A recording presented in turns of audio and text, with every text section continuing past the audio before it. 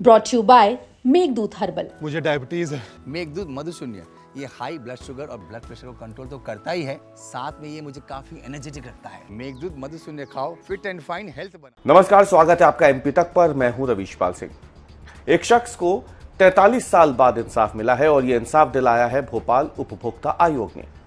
ये पूरी कहानी दरअसल काफी फिल्मी लगती है, लेकिन ईपीएफओ यानी ये जो पीएफ विभाग है उसकी एक लापरवाही की वजह से एक शख्स को पीएफ की राशि के लिए 43 साल तक लड़ाई लड़नी पड़ी।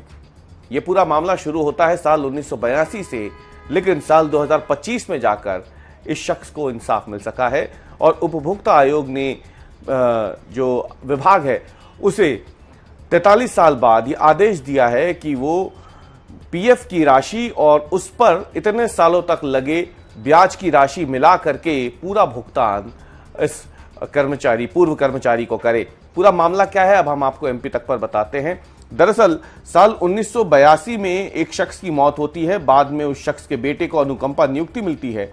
साल 2020 में वो बेटा भी रिटायर हो जाता है, लेकिन पिता की प्रोविडेंट फंड राशि जो है वो उसे 2025 तक नहीं मिलती और करीब 43 साल बाद भोपाल उपभोक्ता आयोग जो है वो 6 लाख पीएफ की जो राशि है उस पर ब्याज सहित करीब 28 लाख रुपए अदा करने का आदेश देता है।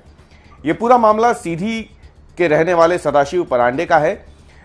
सदाशिव परांडे जो हैं दरअसल उनके पिता बाला साहेब परांडे के मौत के बाद, निधन के बाद अनुकंपा नियुक्ति पर लगे थे और 1982 से लेके 2020 तक 21 तक वो लगातार भविष्य निधि अपने पिता की प्रोविडेंट फंड की राशि पाने के लिए चक्कर काटते रहे, लेकिन कई बार चक्कर काटने के बावजूद, कई दस्तावेज और आवेदन देने के बावजूद उन्हें निराशा ही हाथ लगी। ये पूरा मामला शुरू होता है 1982 में, जब फरवरी के महीने में बाला साहेब परांडे जो कि मध्य प्रदेश राज्य सरकारी बैंक में भोपाल में अकाउंटेंट के पद पर तैनात थे और उस दौरान उनकी मृत्यु हो जाती है। इस दौरान मृत्यु क्योंकि काम के समय हुई थी, उनके बेटे सदाशिव परांडे को 1983 में यानी अगले साल ही अनुकंपा नियुक्ति मिल जाती है, लेकिन उनके पिता की पीएफ की जो राशि है वो ईपीएफओ ने नहीं दी थी। सदाशिव परांडे खुद एक दिव्यांग व्यक्ति थे और इसीलिए उन्होंने साल 2020 में रिटायरमेंट ले लिया, लेकिन पिता की पीएफ राशि के लिए वो लगातार संघर्ष करते रहे।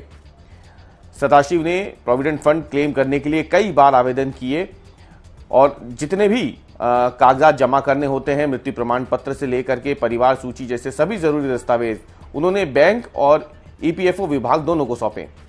बैंक ने भी साल 2021, 2022 और 2023 में 3 बार ईपीएफओ को 10 मार्च 2021, 14 अक्टूबर 2021 और 11 अक्टूबर 2023 को जो है दस्तावेज भेजे, लेकिन हर बार ईपीएफओ ने कोई ना कोई कमी निकाल करके फॉर्म वापस लौटा दिए।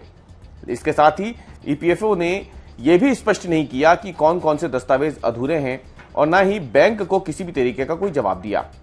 थक हार कर साल 2021 में सदाशिव ने उपभोक्ता संरक्षण अधिनियम 2019 की धारा 35 के तहत भोपाल जिला उपभोक्ता आयोग में परिवाद दायर कर दिया। 23 सितंबर 2022 से ये पूरा मुकदमा चल रहा था, जिसका फैसला हाल ही में कुछ दिनों पहले 10 जून 2025 को आया है। इसमें आयोग ने माना है कि ईपीएफओ की ओर से सेवा में गंभीर कमी बरती गई है और पीड़ित यानी सदाशिव परांडे को मानसिक, आर्थिक और शारीरिक क्षति पहुंची है इसकी वजह से।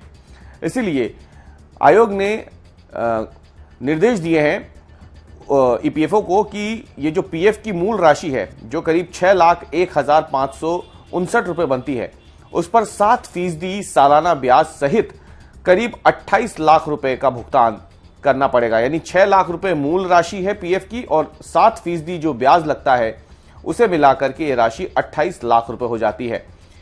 आयोग ने परिवादी को मानसिक और शारीरिक पीड़ा के लिए 10,000 रुपए का हर्जाना देने का निर्देश भी ईपीएफओ विभाग को दिया है। इसके अलावा परिवाद व्यय के रूप में 5,000 रुपए उसे अलग से देने होंगे। आयोग ने यह भी कहा है कि यदि तय समय यानी करीब 2 महीने में पीड़ित सदाशिव परांडे को ईपीएफओ विभाग भुगतान नहीं करता है तो इस पूरी राशि पे करीब 9% वार्षिक ब्याज लगेगा। यानी 28 लाख रुपए पे 9% वार्षिक ब्याज ईपीएफओ विभाग को देना होगा। आयोग ने यह भी माना है कि मध्य प्रदेश राज्य सहकारी बैंक की ओर से कोई लापरवाही नहीं हुई है। बैंक ने समय पे सभी दस्तावेज ईपीएफओ विभाग को भेज दिए थे और एक कर्मचारी के निधन के बाद उसके हिस्से की सभी जिम्मेदारी जो है वो मध्य प्रदेश राज्य सहकारी बैंक ने निभाई, लेकिन ईपीएफओ की ओर से जवाब देने में टालमटोल किया गया और कई बार दस्तावेज अधूरे बताकर इस केस को सालों तक लटकाया गया।